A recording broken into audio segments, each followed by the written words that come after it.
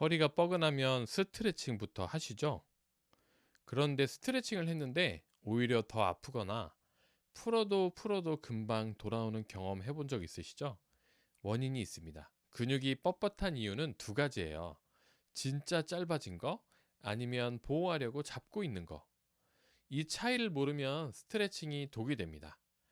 오늘 스트레칭 하면 안 되는 세 가지 경우를 알려드리고, 마지막에 본인이 해도 되는지 아닌지 바로 판단할 수 있는 신호등 기준도 드릴게요. 대소변 조절이 안 되거나 발목 힘이 갑자기 빠지신 분은 스트레칭이 아니라 즉시 병원에 가셔야 합니다. 해당이 안 되시면 계속 보세요. 바로 본론 들어가겠습니다. 첫 번째, 허리를 삐끗한 직후입니다. 허리를 삐끗하면 본능적으로 풀어야지 하면서 허리를 이리저리 돌리거나 숙이시는 분들이 계세요. 이때 근육이 딱딱해진 건 더 다치지 않으려고 몸이 반사적으로 잡고 있는 겁니다. 이걸 보호성 근경직이라고 하는데요. 우리 몸의 신경계가 작동하는 방식 때문에 일어납니다. 허리에 갑자기 무리가 가면 뇌가 여기 위험하다는 신호를 받아요. 그러면 해당 부위 근육에 움직이지 마, 잡고 있어 라는 명령을 보내죠. 몸이 스스로 해당 부위를 고정하려는 반응이에요. 마치 자연 부목처럼요. 이건 의도적으로 힘을 주는 게 아니라 척수 반사 수준에서 자동으로 일어나는 반응입니다. 그래서 힘 빼세요 해도 힘이 안 빠지는 거예요. 이 상태에서 스트레칭 하면 보호 반응을 억지로 해제하는 겁니다. 몸이 위험하니까 잡고 있어 하는데 아니야 늘려 하면 오히려 더 세게 잡습니다. 통증이 더 심해지거나 회복이 느려질 수 있어요. 급성기에는 스트레칭이 아니라 보호가 먼저예요. 통증을 유발하는 동작을 피하고 안정을 취하세요. 움직여야 하는 상황이라면 복대로 허리를 잡아준 상태에서 가벼운 걷기부터 시작하시는 게 안전합니다. 두 번째, 스트레칭 하면 시원한데 금방 다시 뻣뻣해지는 경우입니다. 이런 분들 정말 많아요. 스트레칭 직후에는 시원하다 이렇게 하는데 30분 지나면 다시 원래대로 돌아오는 거죠. 그래서 하루에 몇 번이고 계속 스트레칭을 해요. 이건 근육이 짧아서 뻣뻣한 게 아니라는 신호예요. 이게 무슨 말이야? 왜 시원한데 금방 돌아올까요? 스트레칭을 하면 두 가지가 일어납니다.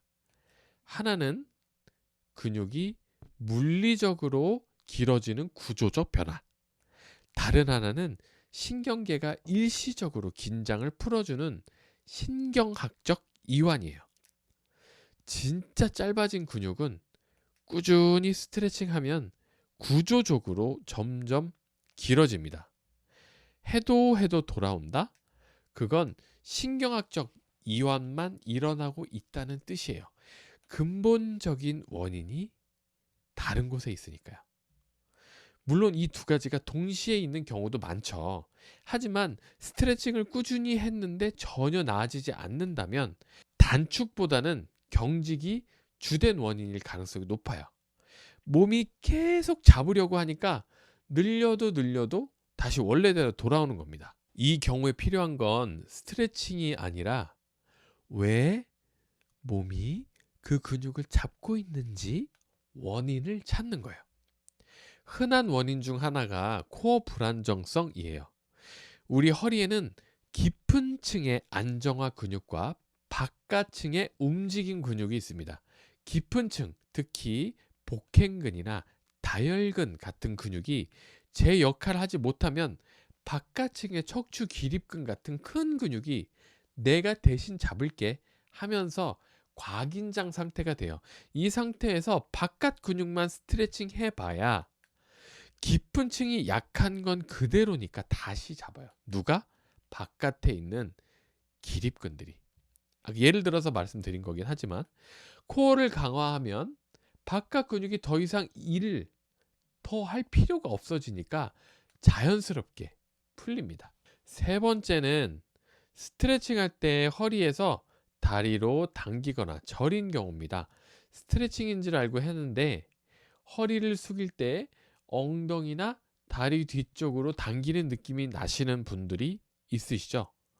여기서 중요한 구분이 있어요. 단순히 뒤쪽이 뻣뻣한 느낌과 전기가 흐르듯 찌릿하거나 저린 느낌은 다릅니다. 근육이 늘어나는 느낌은 뻐근하다, 당긴다 이런 느낌이에요. 균일하고 넓은 범위에서 느껴지죠.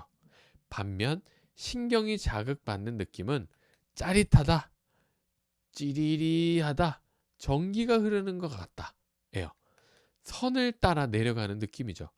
특히 좌골신경이 자극을 받으면 허리에서 엉덩이, 다리 뒤쪽을 따라 내려가는 당기는 느낌이 햄스트링 스트레칭 느낌이랑 비슷해서 혼동하기 쉽습니다. 이 상태에서 좀 더 늘려야지 하면서 세게 당기면 신경 자극이 심해져서 악화됩니다. 스트레칭 시 다리 저림이 있으면 신경 문제가 동반될 것일 수 있으니까 주의하셔야 됩니다. 그러면 이런 경우에는 뭘 해야 하나요? 세 가지 대안을 알려드리겠습니다. 첫 번째, 통증 없는 범위의 가벼운 움직임입니다.